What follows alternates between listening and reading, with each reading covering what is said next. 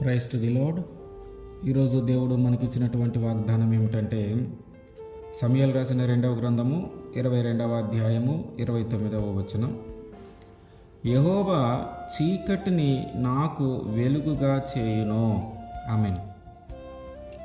మన జీవితంలో ఏదైనా ఒక విషాదకరమైన సంఘటన జరిగినప్పుడు, ఒక బాధాకరమైన పరిస్థితిని మనం అనుభవించినాక కొన్ని సంవత్సరాల తర్వాత ఎవరైనా దానిని గురించి మాట్లాడుతూ ఉంటే మనతోటి మనమంటాం, ఆ చీకటి రోజులను జ్ఞాపకం చేయొద్దు, ఆ చీకటి రోజులను గురించి మాట్లాడొద్దు అని. ఈ చీకటిని మనము దేనిగా భావిస్తూ ఉన్నామంటే బాధలుగా భావిస్తూ ఉన్నాం, శ్రమలుగా భావిస్తూ ఉన్నాం, కోల్పోయిన వాటిలాగా భావిస్తూ ఉన్నాం. మనము ఈ చీకటిని ఒక నష్టకరమైన దానిగా భావిస్తూ ఉన్నాం. దేవుడు ఏమంటున్నాడంటే, నువ్వు దేనినైతే చీకటిగా భావిస్తూ ఉన్నావో ఆ చీకటిని నేను తీసివేసి వెలుగుతో నింపుతాను.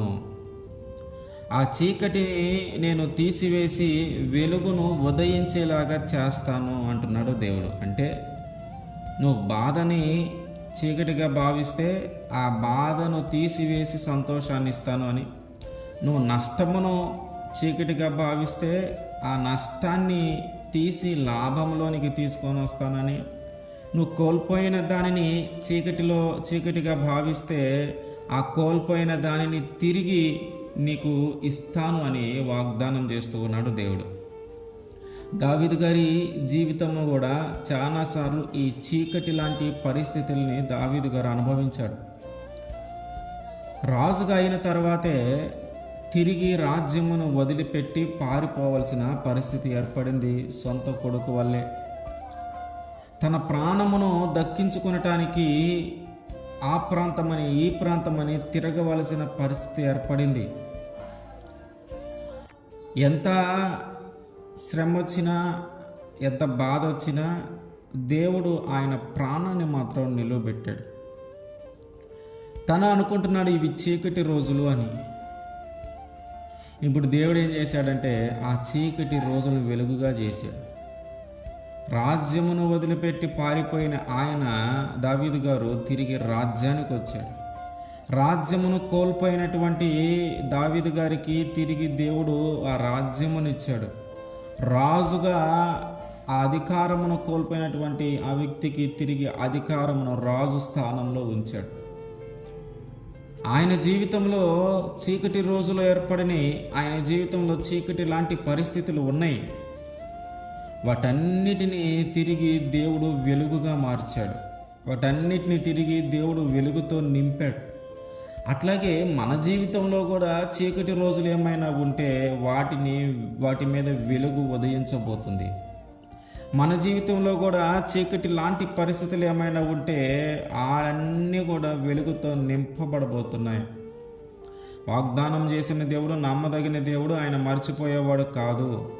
ఆయన ఖచ్చితంగా జరిగిస్తాడు.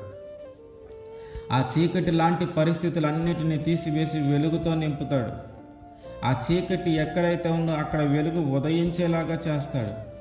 దావీదు గారు నమ్మిన దేవుడే మనం నమ్ముతూ ఉన్నాం. దావీదు గారు పూజించిన ఆ దేవుణ్ణే మనం నమ్ముతూ ఉన్నాం కనుక దావీదు గారి జీవితంలో జరిగించాడు కనుక మన జీవితంలో కూడా జరిగిస్తాడు. ఎందుకంటే ఆ దేవుడు ఈ దేవుడు ఒక్కడే, ఆ దేవుడు ఈ దేవుడు ఒక్కరే. మనము ఆ చీకటి లాంటి పరిస్థితులు మన జీవితంలోకి వచ్చినప్పుడు మనలో ఉన్న విశ్వాసాన్ని, మనలో ఉన్న నమ్మకాన్ని మనం కోల్పోకూడదు. ఆ చీకటి లాంటి పరిస్థితులు మన జీవితంలోకి వచ్చినప్పుడు ఈ దేవుడు కాదులే, ఇంకొక చోటుకి వెళదాం అనే ఆలోచన మనలోనికి రానివ్వకూడదు. మన చీకటి లాంటి పరిస్థితులు మనం అనుభవిస్తూ ఉన్నప్పుడు ఖచ్చితంగా ఆయన మీదే ఆధారపడాలి. ఆయన మీద ఎప్పుడైతే ఆధారపడతామో, ఆయన మీద ఎప్పుడైతే అదే విశ్వాసాన్ని, అదే నమ్మకాన్ని కనబరుస్తామో, ఆయన ఖచ్చితంగా మన చీకటి లాంటి పరిస్థితులన్నిటి నుంచి తప్పించి వెలుగును ఉదయించేలాగా చేస్తాడు. కనుక ఎప్పటికైనా మనము చీకటి లాంటి బ్రతుకును బ్రతుకుతూ ఉంటే, చీకటి లాంటి పరిస్థితుల్లో కానీ మనం అనుభవిస్తూ ఉంటే, ఎప్పటికైనా ఆయన మీద విశ్వాసం ఉంచు, ఆయన మీద నమ్మకం ఉంచు. ఆయన ఖచ్చితంగా ఆ చీకటిని పారద్రోలి వెలుగుతో నీ జీవితాన్ని నింపుతాడు. ఆమేన్.